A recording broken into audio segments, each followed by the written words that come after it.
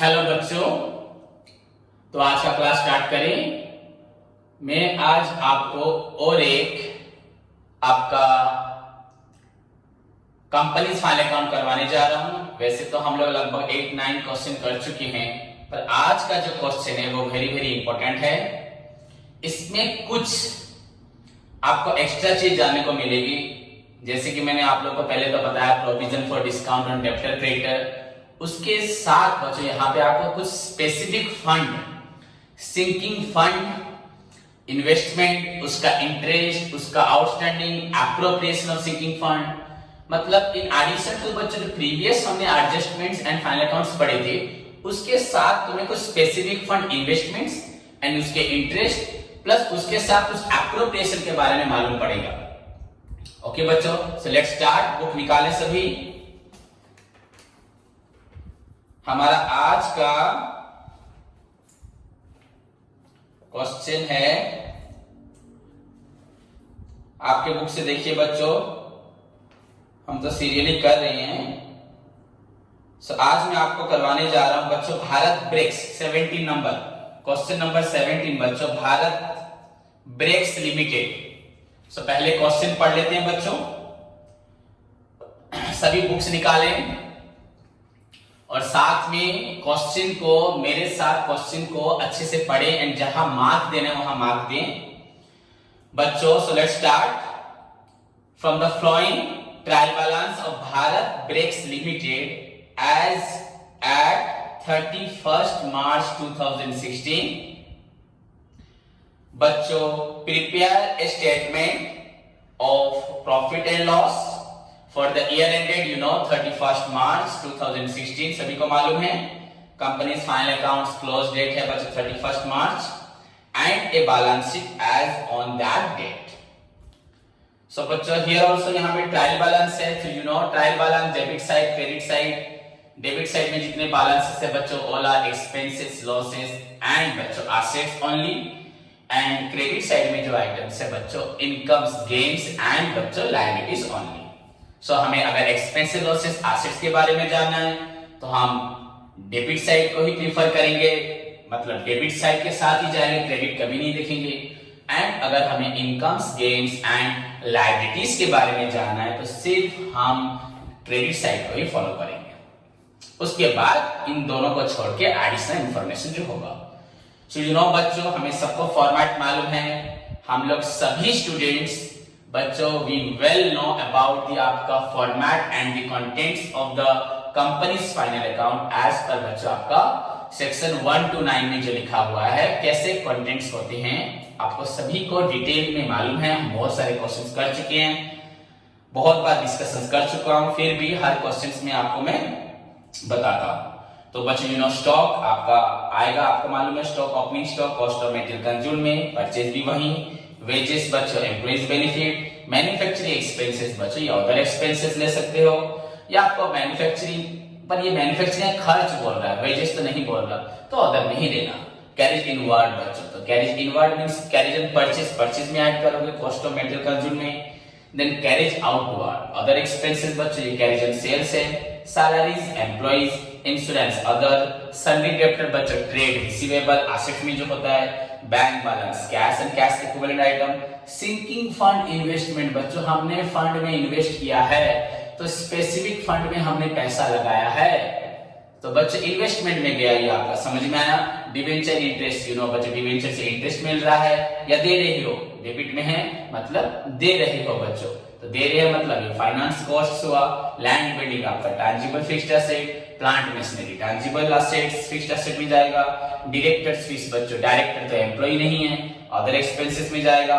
Audit फी other expenses में जाएगा। Interim dividend बच्चों, the dividend which is declared between the during the period बच्चों between the before the commencement of आपका annual general meeting. हमेशा हम dividend meeting में profit decide होने के, प्रॉफिट निकलने के बाद वहां डिसाइड करके डिक्लेयर करते हैं, पर कभी कभी हमारे शेयर होल्डर्स का भरोसा कम हो जाता है या हमें लगता है कि हमारे शेयर होल्डर्स हमारी कंपनी से किसी और कंपनी की तरफ ध्यान दे रहे थे, तब कंपनी को उनके इंटरेस्ट को, उनके मोटिवेशंस को बढ़ाने के लिए, उनका जो इन्वेस्टमेंट को हमारे कंपनी में ही रखने के लिए हम लोग उनको डिक्लेयर कर देते हैं इंटरिम डिविडेंड।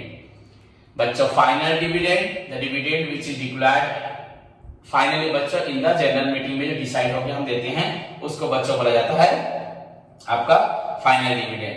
एंड जो डिविडेंड बच्चों आपका during the year profit finally निकलने से पहले ही हम दे देते हैं, कुछ दे दिया कुछ बाद में देंगे, तो उसको बोलते हैं इंटरिम डिविडेंड। प्रॉपोज डिविडेंड हम जो प्रपोजल करते हैं, अगर इस साल इतना प्रॉफिट हुआ तो हम आपको यूजुअली जो देते हैं इस साल हम भरोसा दे रहे हैं आपको इतना डिविडेंड देंगे। सो डिविडेंड कैन बी बच्चों final dividend, interim dividend, propose dividend. अगर कुछ नहीं लिखा तो नॉर्मली डिविडेंड समझोगे। फाइनल डिविडेंड जो आपका प्रॉफिट निकलने के बाद हर बार कंपनी डिक्लेयर करके देती है। इंटरिम डिविडेंड आपका कंपनी प्रॉफिट निकलने से पहले, डिसीजन लेने से पहले, फाइनल मीटिंग में डिसीजन लेने से पहले जो ड्यूरिंग द ईयर जो डिविडेंड डिक्लेयर कर देती है, पेड कर देती है, डिक्लेयर नहीं बच्चों पेड। इंटरिम डिविडेंड डिक्लेयर कर पेड हो जाएगा वो। ओके बच्चों, एंड प्रॉपर डिविडेंड जो कंपनी आपको प्रपोजल देती है कि हम इस बार आपको इतना डिविडेंड देंगे। So these are the categories of dividend. And tax on interim dividend बच्चों अगर डिविडेंड डिक्लेयर करोगे तो 17% आपका टैक्स होता है। तो आपका डिविडेंड है 30,000, तो टैक्स बच्चों 17% mean 17 by 100 into 30,000, 17 into 3 17 into 3 17 3 51, 17 into 3 5100 बच्चों आपका टैक्स। तो इसमें कुछ फर्क नहीं है। ये सब आपका अदर एक्सपेंसेस का आइटम्स नहीं है, ये सब आपका रिजर्व एंड सरप्लस में ही जाएगा। तो आपको घबराना नहीं है, ये आपका एक्सपेंसेस नहीं है, ये बच्चों प्रॉफिट से दिया जाता है। क्लियर? गुडविल इंटेंजिबल एसेट, यहां गुडविल आ गया। देन बच्चों क्रेडिट साइड पढ़ते हैं। सन्डी creditor trade payable, surplus surplus account में जाएगा, रिजर्व सरप्लस में, जनरल रिजर्व वहीं जाएगा। शेयर कैपिटल बच्चों शेयर होल्डर्स फंड, 6% डिवेंचर हमने पैसा लिया है, long term borrowings. Salaries outstanding बच्चों सैलरी आउटस्टैंडिंग है यहाँ पर, एंड ये बच्चों इनसाइड द ट्रायल बैलेंस है, so it's not an adjustment, simply बच्चों लायबिलिटी। तो आपको लिखना है अदर करंट लायबिलिटी में लिखना है। सेल्स बच्चों revenue from operation, interest received on sinking fund investment, हमने जो इन्वेस्टमेंट किया था बच्चों सिंकिंग फंड 4% 1 लाख का, तो 4,000 के इंटरेस्ट मिलना चाहिए। देखो लिखा है बच्चों 4% ऑन 1 लाख, तो इंटरेस्ट आपका 4,000 हुआ, तो आपको इंटरेस्ट 4,000 मिलना चाहिए। देखते हैं यहाँ कितना मिला है। Interest received on sinking fund investment बच्चों 2,000, सो इंटरेस्ट मिलना चाहिए 4,000, इंटरेस्ट मिला है 2,000, सो और 2,000 इंटरेस्ट मिलना है, एक्रूड हो जाएगा बच्चों। सो इंटरेस्ट 2,000 मिला है और 2,000 मिलेगा। अब मैं आपको बताऊंगा इसके बारे में भी। वैसे ही बच्चों ये आइटम भी आपका एक्रूड होने पर भी आप बोलोगे सर हिडन एडजस्टमेंट है। Yes, it is a hidden adjustment, definitely question में लिखा नहीं है 2000 के बारे में, पर हमें मालूम पड़ रहा है तो हिडन एडजस्टमेंट है।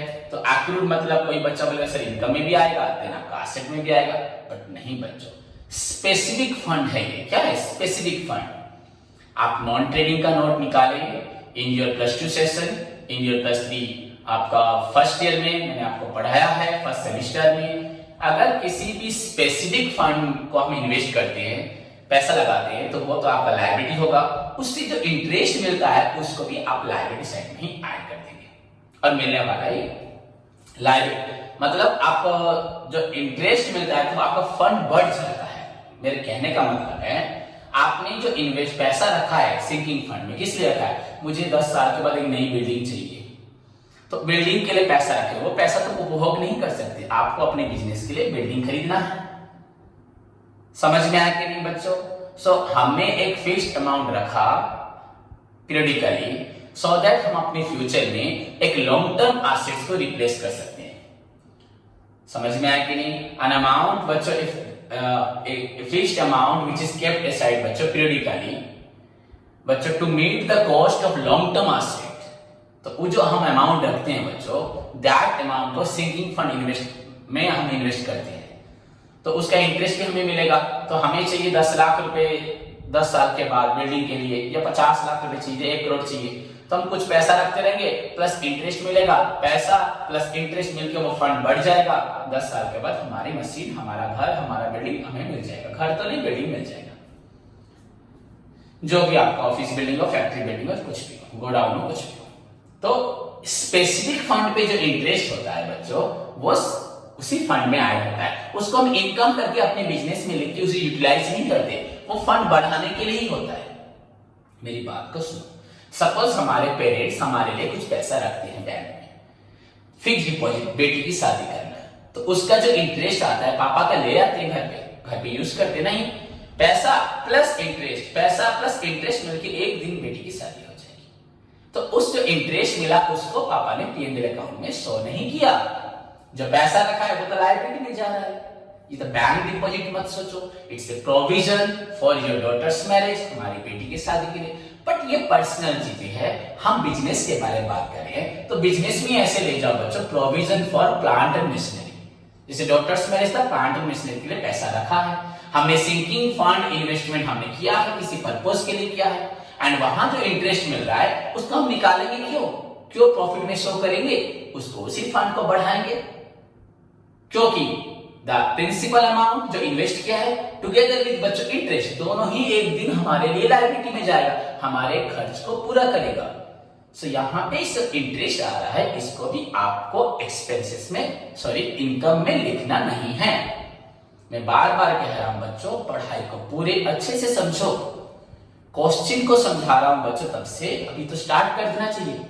क्लास स्टार्ट होने से पहले सभी स्टूडेंट्स का ये कर्तव्य है अपने लिए, अपने भविष्य के लिए, कि बुक्स निकाल के पूरा रेडी होके बैठे। मैं लेट आऊं कभी 2 मिनट 3 मिनट 5 मिनट, तो उसके लिए वरी ना होके क्वेश्चन निकाल के बैठे, क्वेश्चंस पूछे, सर ये डाउट है, वो वाला पॉइंट नहीं समझ पाए, गुड, वेरी गुड, मैं बताऊंगा, बोला भी है, कॉल भी कर सकते हो, डाउट क्लियरिंग क्लासेस ले सकते हो, लाइव क्लासेस भी हम कर सकते हैं, इंटरेक्ट भी हो सकते हैं, जो भी चाहिए आपको, पर अपने सारे डाउट्स क्लियर करना वो जिम्मेदारी आपकी बनती है। समझ में आया बच्चों? तो मेरी जहां तक ड्यूटी है, मैं सारे डाउट्स क्लियर करता हूं। फिर भी अगर कोई बच्चा अपनी गलती की वजह से नहीं सुनता, ध्यान नहीं देता, अभी इधर उधर ध्यान दे रहा है, तो डेफिनेटली वो इस डाउट को क्लियर नहीं कर पाएगा। क्लियर बच्चों? So interest on specific fund, उसको हम स्पेसिफिक फंड में ही ऐड कर देंगे, तो फंड हमारा बढ़ते जाएगा। फिर भी वो एक दिन हम अगर एसेट में सोच रहे हो, सर डेबिट साइड में लिखा है, डेफिनेटली डेबिट में लिखा है, ये एसेट में जाएगा, पर एक दिन ये पैसा हम किसी पर्टिकुलर पर्पस पे खर्च कर देंगे, तो ये लायबिलिटी में भी चला जाएगा। क्लियर बच्चों? उसके बाद आपका हुआ सिंकिंग फंड। जो आपने सिंकिंग फंड देखो बच्चों, ये आपका डेबिट साइड में भी लिखा है एंड क्रेडिट साइड में भी, क्योंकि हमने जो फंड इन्वेस्टमेंट किया वो हमारे लिए एक तरह से सिंकिंग फंड हमारे पर्सनल यूज के लिए नहीं होगा, हमें किसी पर्टिकुलर प्रोजेक्ट को ही मीट करना है। जैसे जब आप बिजनेस स्टार्ट करते हो बच्चों, Ram started business with cash 1 crore, तो कैश टू कैपिटल बच्चों, वो कैश आपका यही बैलेंस, आपका ट्रायल बैलेंस में डेबिट में आता 1 करोड़, एंड कैपिटल बच्चों यही ट्रायल बैलेंस में आपका आता क्रेडिट में 1 करोड़। कैश 1 करोड़ डेबिट में, कैपिटल 1 करोड़ क्रेडिट में। वैसे ही सिंकिंग फंड जो इन्वेस्टमेंट किया हमने वो डेबिट में आया, और फंड बन गया कहां पर? क्रेडिट में बन गया। पैसा गया एंड फंड बन गया, दोनों साइड में लिखा है। सो वरीड नहीं होना, समझना है। ओके सभी, होप सभी को समझ में आया। देन मूव टू द बच्चों additional information. First closing stock, वहां ऊपर जहां आपका स्टॉक लिखा वहां पे मार्क दे दीजिए। Make a provision for tax बच्चों, very good point. After profit निकलने के बाद हम प्रोविजन सेट करेंगे, वहीं नीचे टिक मार दीजिए। Depreciation is to be provided at the rate 2% land building, 10% plant machinery. So land building में मार्क दीजिए, प्लांट मशीनरी में मार्क दीजिए। The directors recommended that 25,000 be transferred to general reserve बच्चों, जहां पे आपका जनरल रिजर्व लिखा है वहां पे मार्क दीजिए। देन फाइनल डिविडेंड बच्चों, वो नीचे ही मार्क दे दीजिए, फाइनल डिविडेंड के पास ही, या ऊपर आपका डिविडेंड लिखा है वहां इंटरिम डिविडेंड जहां लिखा हुआ है वहां पे मार्क दीजिए इंटरिम डिविडेंड के पास। ओके बच्चों, टैक्स तो आपका है, छोड़ दीजिए। एप्रोप्रिएशन ऑफ सिंकिंग फंड, ऊपर जहां पे बच्चों सिंकिंग फंड लिखा है वहां पे एक मार्क दीजिए, सिंकिंग फंड पे एक मार्क दीजिए। ओके, डिवेंचर में इशूड 6 years ago, डिवेंचर 6 साल पहले से इशू हुआ था, हमने पैसा लिया था। क्लियर बच्चों? So this is your question, let's move to the solution. सभी question number 17, Bharat Desh limited का फॉर्मेट बनाएं। मैं यहाँ हेडिंग नहीं लिखता, पार्ट 2 आपका Bharat place limited statement of profit and loss, then for the year ended 31 March आपका ईयर है 2016, particulars, note number, then amount बच्चों आपका एट द एंड 31 मार्च 2016, इतना आपको फॉर्मेट बनाना है। So let's move to the solution बच्चों।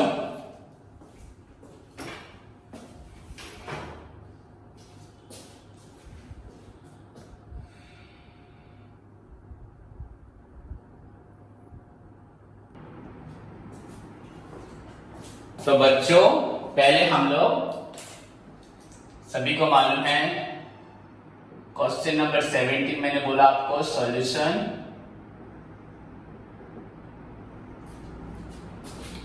सो आप लोग खुद फॉर्मेट बना लेंगे अपनी फेयर कॉपी में, हम लोग बहुत बार बना चुके हैं तो इसमें किसी को भी कोई डाउट नहीं है,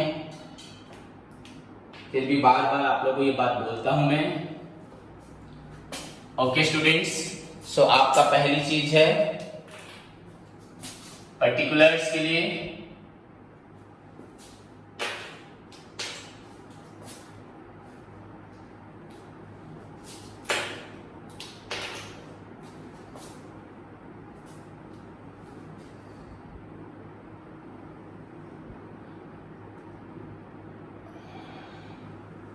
आपका statement of profit and loss बना रहा हूं।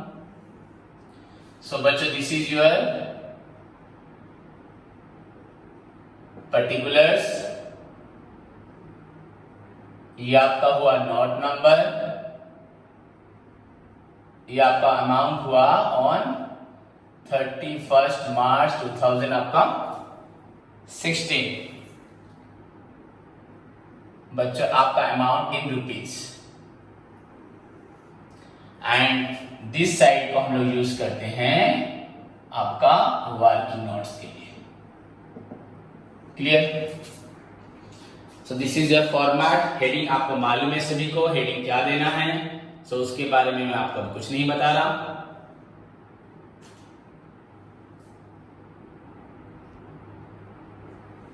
सो बच्चों यू नो फर्स्ट आइटम आपका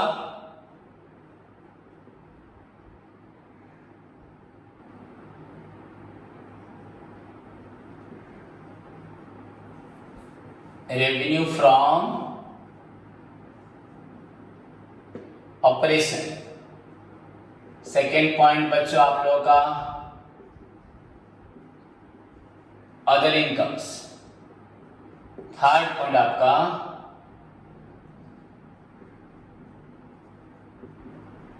total incomes which is the sum of बच्चों आपका revenue from operation and your other incomes 1 + 2। Then fourth में आपका आएगा एक्सपेंसेस।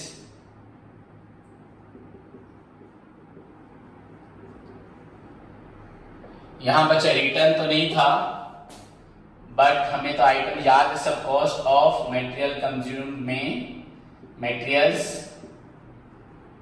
कंज्यूम में आपका फर्स्ट आइटम बच्चों ये तो कॉस्ट ऑफ मटेरियल कंज्यूम में आ रहा है आपका एक्सपेंसेस के अंदर। फर्स्ट आपका हुआ परचेज, उसके बाद आपका है यहाँ पे कैरेज है, रिटर्न नहीं है, सो आपका ऐड हो जाएगा कैरेज। देन आपका बच्चों changes in inventories. Changes in inventories में आपका opening stock and closing stock को हमें यहां पे एडजस्ट करना है, वो हम देखेंगे। क्लियर बच्चों? देन आपका सेकेंड पॉइंट एम्प्लॉइज बेनिफिट। आपका सेकेंड पॉइंट है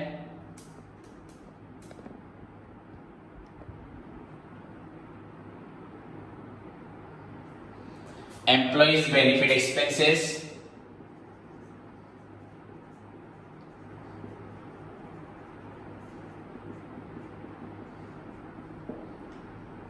थर्ड आपका होता है फाइनेंस कॉस्ट, जितने प्रकार का हम इंटरेस्ट देते हैं आउटस्टैंडिंग के साथ जो भी हो।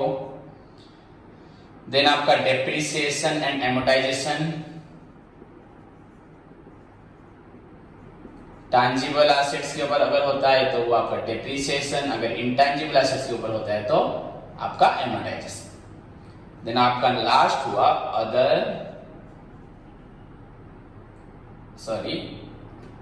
Other expenses. So this is your ABCDE। Then उसके बाद आप सभी को मालूम है टोटल आपका होता है। Clear? So now move to the बच्चों सॉल्यूशन देखते हैं, बाद में हम टोटल करेंगे। इतना फॉर्मेट तो हमें याद है सभी को, उसके बाद ज्यादा कुछ नहीं है। सो फर्स्ट बच्चों क्वेश्चन देखते हैं सभी। सो बच्चों रेवेन्यू फ्रॉम ऑपरेशन, हमको जो भी ये इनकम साइड है इतना आपका जो है, this one is your expenses side. तो आपको बच्चों पहले काम करना है, क्रेडिट साइड को फॉलो करना है। सो योर क्रेडिट साइड बच्चों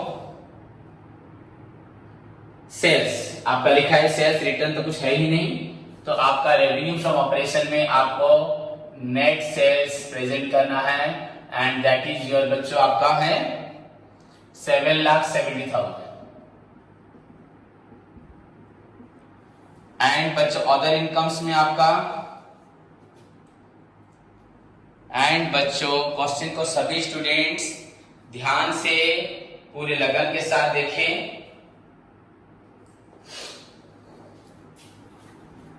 salary creditor, surplus, reserve, share capital, debenture, salary outstanding, sales, interest received, sinking fund, कुछ भी बच्चों नहीं है। आपको तो बता चुका हूं, इंटरेस्ट रिसीव आपका स्पेसिफिक फंड पे इंटरेस्ट मिल रहा है तो यहाँ इनकम में नहीं आएगा, तो आपका अदर इनकम नील है। मैं आपको इसके बारे में बताया अभी,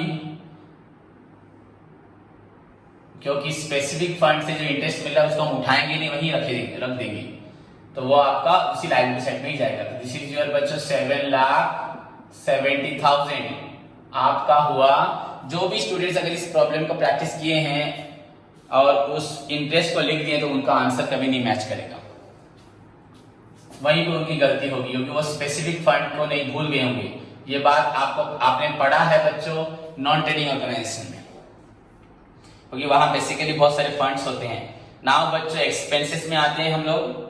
कॉस्ट ऑफ मटेरियल कंज्यूम में बच्चों पहला पॉइंट परचेज आपका 3,20,000।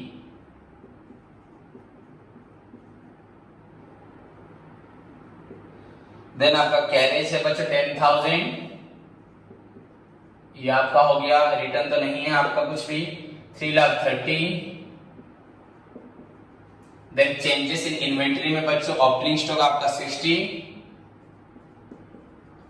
एंड योर क्लोजिंग स्टॉक बच्चों 58। वेरी गुड, यहाँ पे ओपनिंग स्टॉक ज्यादा है तो माइनस करने के बाद 2,000 निकल रहा है।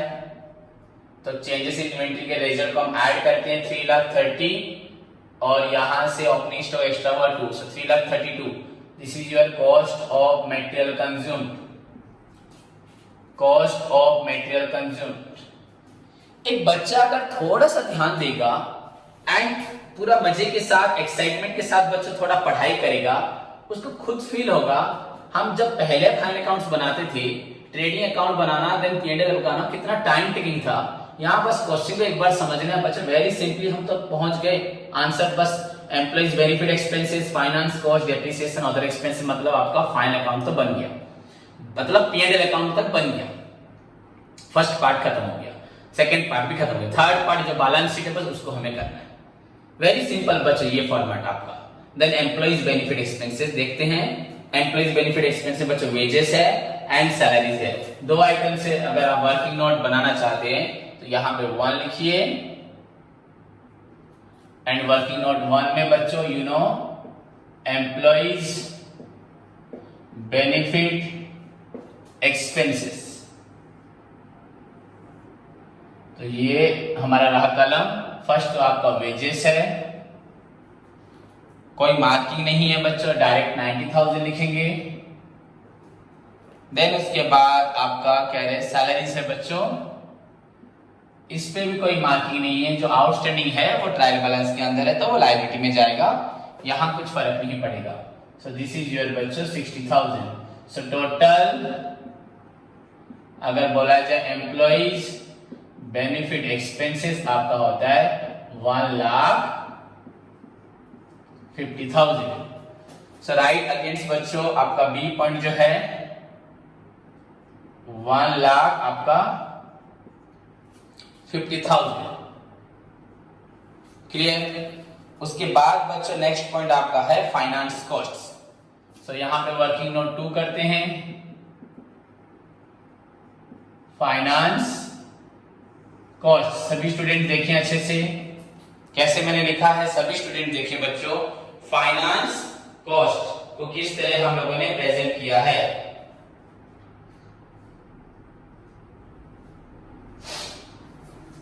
वेरी सिंपल है, हम लोग ऑलरेडी बहुत सारे क्वेश्चंस कर चुके हैं, कोई भी डाउट नहीं है बच्चों, ध्यान से बस आपको करना है।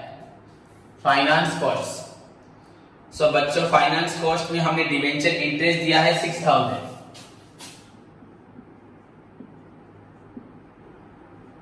सो डिबेंचर इंटरेस्ट आपने पेड किया है 6,000। बच्चों आपका डिबेंचर का इंटरेस्ट कितना है देखते हैं। 6% है 2 लाख के ऊपर, या 1 जीरो ज्यादा हो गया बच्चों, गलत है वो। 2 लाख का 6% तो 2 लाख का बच्चों आपका 2 लाख का 6%, सॉरी क्या लिखा मैंने, 100 कट गई आपका। सो 6 दूने 12 बच्चों 12,000 हो रहा है। तो हमने इंटरेस्ट दिया है बच्चों 6,000, तो यहां पे आपका आउटस्टैंडिंग इंटरेस्ट, ओके बच्चों आउटस्टैंडिंग इंटरेस्ट मतलब आधा दिया आधा देना है आपको। सो आपका 6%, 6/100 इंटू 2 लाख इतना होगा 12,000, माइनस हम लोगों ने 6,000 पेड कर दिया है। So this is equal to बच्चों आपका निकल रहा है 12,000 माइनस 6,000, ये आपका हुआ 6,000। सो एक्चुअली आपका फाइनेंस कॉस्ट आपका हो गया टोटल फाइनेंस कॉस्ट बच्चों आपका जो आपने लोन अमाउंट लिया था डिवेंचर के फॉर्म में प्लस टुगेदर इंटरेस्ट हो गया आपका 12,000। सो आपको इस पे लिखना है अगेंस्ट 12,000। वेरी सिंपल बच्चों, आपको कहीं भी किसी तरह का प्रॉब्लम नहीं अगर आप स्ट्रक्चर को अच्छे से याद रख चुके हैं। देन बच्चों डेप्रिसिएशन एंड एमोर्टाइजेशन, हाँ इस पे हमारे 2 पॉइंट्स हैं। सो हमें कैलकुलेट करने के लिए वर्किंग नोट चाहिए। सो बच्चों योर वर्किंग नोट 3 आपका डेप्रिसिएशन ही है, यहाँ पे इंटेंजिबल एसेट के ऊपर नहीं है। सो हेडिंग में हम लोग बस डेप्रिसिएशन लिख सकते हैं, या आपको लिखना है तो दोनों लिख दीजिए वो। सो अभी आप देखते हैं पहला पॉइंट आपका है, सभी स्टूडेंट देखिए अच्छे से। आपका फर्स्ट पॉइंट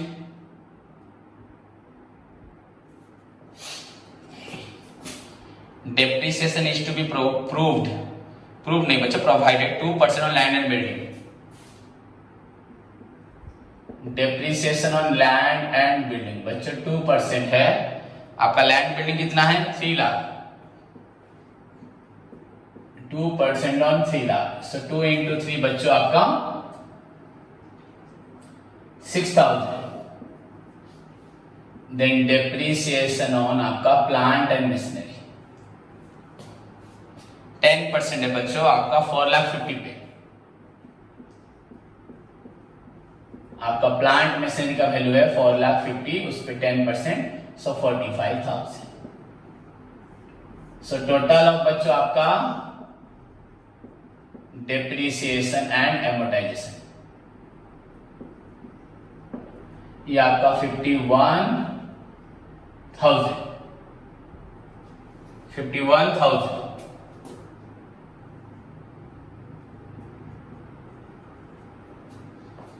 ओके बच्चों, देन उसके बाद हम लास्ट स्टेज में पहुंच गए अदर एक्सपेंसेस। जो आइटम्स बच्चों all those item which do not comes under the categories of materials, बहुत अच्छे से आप पहचानते हैं मटेरियल्स क्या है।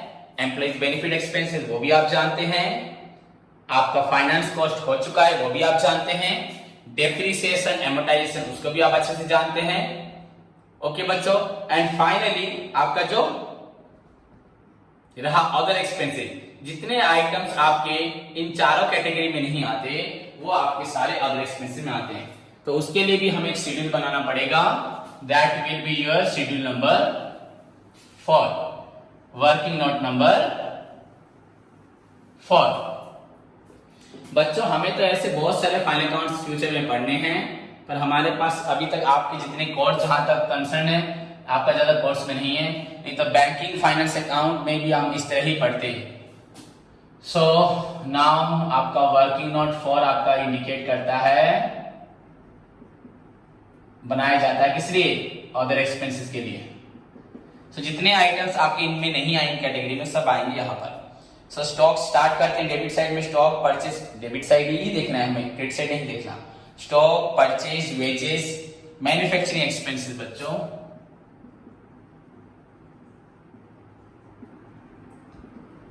मैन्युफैक्चरिंग एक्सपेंसेस आपका है 50,000। उसके बाद कैरेज इनवर्ड नहीं, कैरेज आउटवर्ड आपका आएगा। इसका मतलब आप सभी को मालूम है, कैरेज ऑन सेल्स आपका 20,000। सैलरीज हो चुका है बच्चों। Insurance, the amount of insurance बच्चों 10,000। पर आराम से ध्यान से करें प्रॉब्लम को। डेप्टर आप डेप्टर सभी को मालूम है, ट्रेड रिसीवेबल, बैंक बैलेंस मालूम है, सिंकिंग फंड कोई काम का नहीं है, डिवेंचर हो चुका है, land building, plant machinery, directors fees,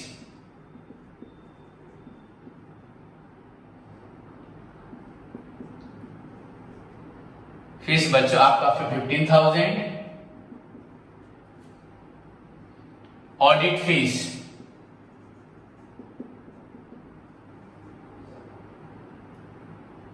6,000। Interim dividend paid, यहां तो डिविडेंड आना नहीं है, टैक्स नहीं, गुडविल कुछ भी नहीं है। एंड नीचे भी बच्चों कोई एडजस्टमेंट आपका यहाँ पे नहीं है, सब डिविडेंड के लिए है, टैक्स के लिए है, सिंकिंग फंड के लिए है, और बाकी सब हो चुका है बच्चों। So close it.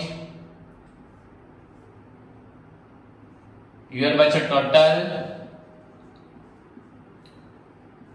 Other expenses आपका हो रहा है 50, 70, 80, 90 आपका 1,01,000। सो राइट इट बच्चों against your other expenses and आपका वर्किंग नोट 4 में 1,00,000 आपका 1,000।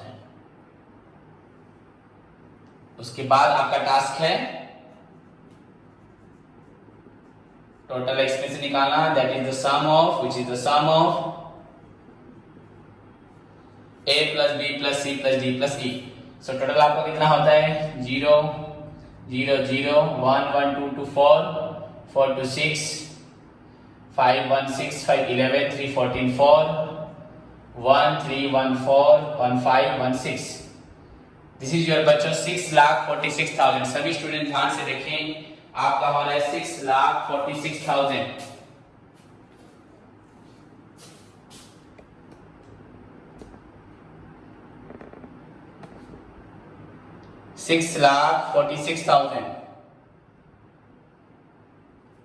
देन आपको निकालना है यहां पर प्रॉफिट। आपका पॉइंट नंबर 5 में आपका आएगा प्रॉफिट आपका बिफोर टैक्स, वो point number 3 minus point number 4। सो 7,70,000 बच्चों आपका यहाँ पे इनकम है, total income, and total expenses आपका है 6,46,000। माइनस कितना हो रहा है बच्चों, ये आपका 0 0 0 10 में से 6 किया बच्चों 4, 6 में से 4 गया बच्चों 2, आपका 7 में 6 किया 1, तो 1,24,000। 1,24,000 this is your profit before tax. Then 6th number point बच्चों आपका टैक्स, प्रोविजन फॉर टैक्स। हम तो दिए, पेमेंट तो नहीं किए पर हम देंगे, उसके लिए प्रोविजन सेट करेंगे।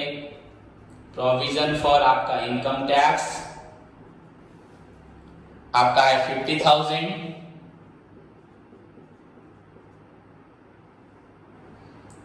उसके बाद आपका क्या बचा 0 0 0 4 12 में से 5 7 74,000। This is your point number 7 में आपका प्रॉफिट आफ्टर टैक्स 74। और तो आपका कुछ होता नहीं, आपको मालूम है सभी को। सो आंसर देखिए बच्चों, this is your net profit after tax. इसको बोलते हैं नेट प्रॉफिट। मैं नेट यहां लिख दिया। So net profit after tax बच्चों 74,000। Clear students? तो वेरी सिंपल है। सो दिस इज योर बच्चों आपका हुआ statement of profit and loss. उसके बाद आपको बैलेंस शीट बनाना है। पहले सभी इसको अच्छे से लिख लें। उसके बाद आपको बैलेंस शीट बनाना है बच्चों। बैलेंस शीट वेरी सिंपल, सभी को मालूम है, कोई भी डिफिकल्टीज नहीं है। बस यहाँ पे आपको और एक सिंकिंग फंड को ऐड करना है रिजर्व एंड सरप्लस में। बस रिजर्व एंड सरप्लस में सिंकिंग फंड को ऐड करना है। तो सभी ने लिख लिया इसको? क्लियर बच्चों?